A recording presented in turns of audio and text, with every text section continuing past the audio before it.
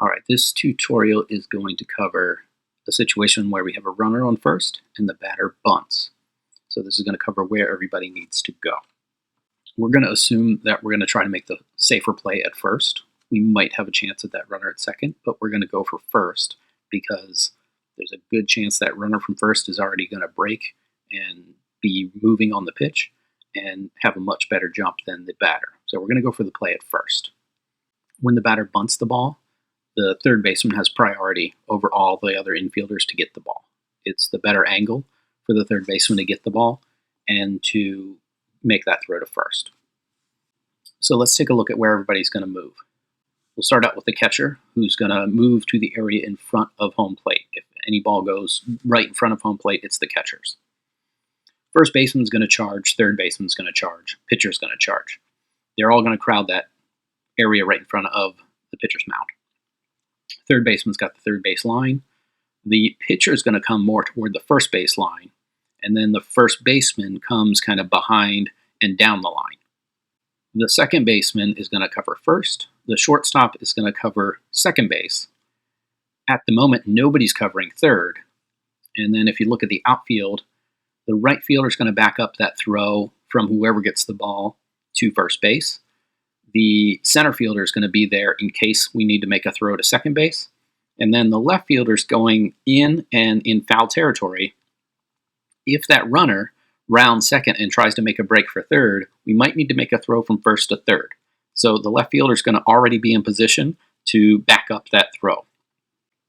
A little further along, once the third baseman fields the ball, the catcher is the one that should go cover third. This seems kind of counterintuitive, but we got a bunch of people around home plate. The catcher's already moving in the direction of third base, so the catcher is the one that should be going to cover third base.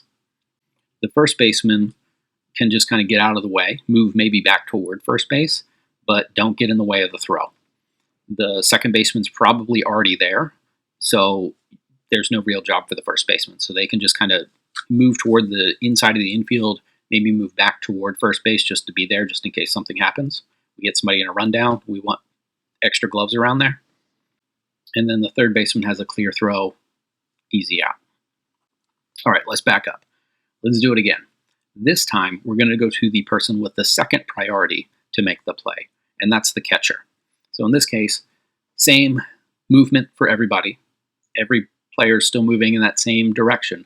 The difference, though, is the catcher and the third baseman. So in this case, the catcher is the one that gets the ball. So if the ball is right out in front of home plate, it gets bunted and just kind of hits the dirt and stops. The catcher can pop up, grab that ball. They're going to get to it before the third baseman.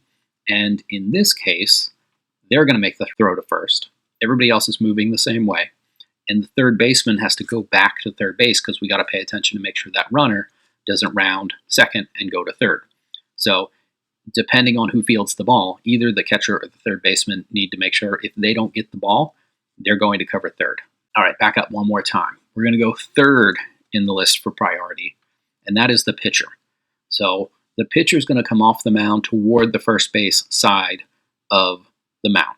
They're going to field any ball on that first base side, and they might have a better angle than the first baseman at throwing the ball. Everybody else is going to be doing the same thing. Every backup, every charge, every coverage is the same in this situation, in each one of these situations. Same thing as last time. If the pitcher gets the ball, third base is going back to third base to cover. The pitcher is going to make that throw. First baseman's just kind of getting out of the way. And then our last priority is the first baseman. So if the ball is maybe like right down the line, bunted pretty hard, the first baseman's going to get it before the pitcher, then they can make that play. But the first baseman isn't the ideal person to play the bunt because they have to turn completely around to make their throw. Everybody else is kind of, at least kind of partially turned toward first base. The first baseman's going to have to turn completely around to make the throw. So it's not ideal for them to make that play. Everybody else is moving the same direction. Third base is going to go back and cover third base, and first baseman's going to make that throw, and we get the out at first. So real quick to remember, the priority for making that play, third base has the best angle at the ball, at the throw. Catcher, if the balls are right in front of home plate. Pitcher, if the ball's a bit to the first base side and they can get to it before either of the other two. first baseman as a last resort if it kind of gets bunted down the line pretty hard. No matter what happens, everybody's got to talk. Everybody's got to call each other off. You don't want the first baseman and pitcher bumping into each other, nobody covering third.